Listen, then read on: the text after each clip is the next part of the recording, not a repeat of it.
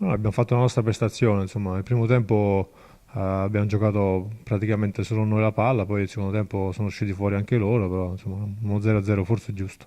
Insomma, siamo tutti lì, abbiamo pochissimi punti di vantaggio, anzi un punto di vantaggio sul Verona e tre sul Pescara, mi sembra.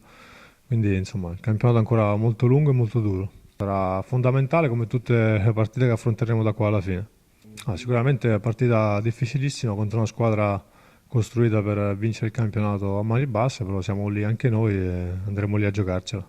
Ma sì, abbiamo fatto delle ottime prestazioni, siamo sempre compatti, però insomma incontriamo una squadra, come ho detto prima, costruita per vincere, anche loro hanno su per giù le nostre caratteristiche con credo più qualità di noi. E uno si ricorda la partita dell'andata, insomma, forse sarà sulla falsariga di quella, però staremo a vedere.